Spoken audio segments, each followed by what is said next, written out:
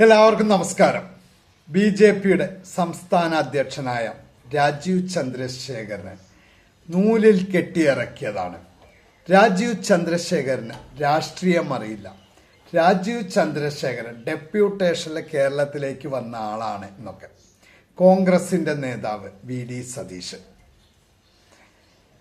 രാജീവ് ചന്ദ്രശേഖരൻ ബി.ജെ.പിയുടെ സംസ്ഥാന അധ്യക്ഷനായിരിക്കുമ്പോഴാണ് ബി.ജെ.പിക്ക് കേരളത്തിൽ നിന്നുള്ള ആദ്യത്തെ എം.പി.യെ കിട്ടുന്നത്. തൃശ്ശൂരിൽ നിന്ന് കോൺഗ്രസിന്റെ കയ്യിലുണ്ടായിരുന്ന തൃശ്ശൂർ പാർലമെന്റ് സീറ്റ് ബി.ജെ.പിയുടെ ശ്രീമാൻ സുരേഷ് ഗോപി പിടിച്ചെടുക്കുന്നത്. ആ സമയത്ത് രാജീവ് ചന്ദ്രശേഖരനായിരുന്നു ബി.ജെ.പിയുടെ സംസ്ഥാന അധ്യക്ഷൻ. ഇപ്പോഴും അദ്ദേഹം തന്നെയാട്ടോ.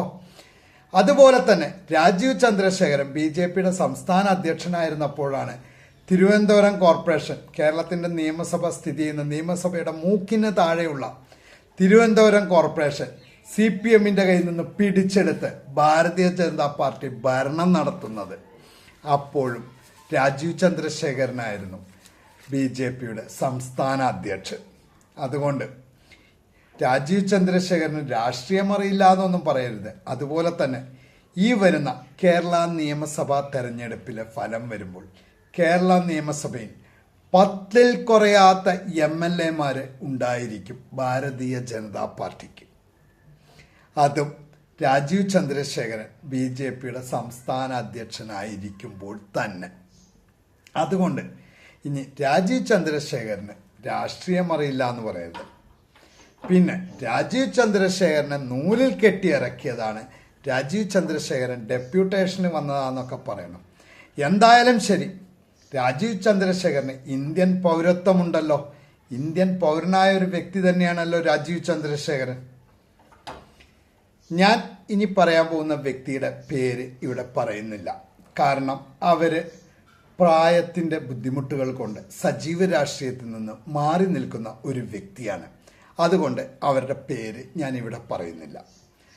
1968 വിവാഹം കഴിച്ച് ഇന്ത്യയിലേക്ക് വന്ന് 1983 ഏപ്രിൽ 30 വരെ ഇന്ത്യൻ പൗരത്വം എടുക്കാതെ ഏകദേശം 15 വർഷം ഇന്ത്യൻ പൗരത്വമില്ലാതെ ഇന്ത്യയിൽ താമസിച്ച ഒരു വ്യക്തി.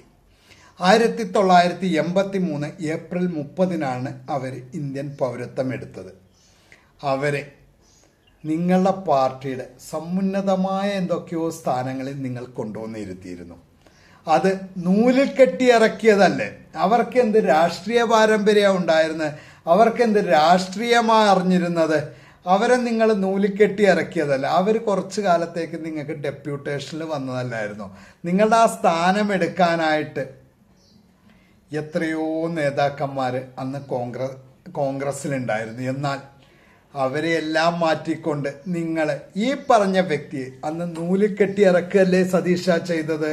ഈ വ്യക്തിയെ അന്ന് നിങ്ങൾ ആ സ്ഥാനത്തേക്ക് ഡെപ്യൂട്ടേഷനിൽ കൊണ്ടുവരുമല്ലേ സതീഷ ചെയ്തത്?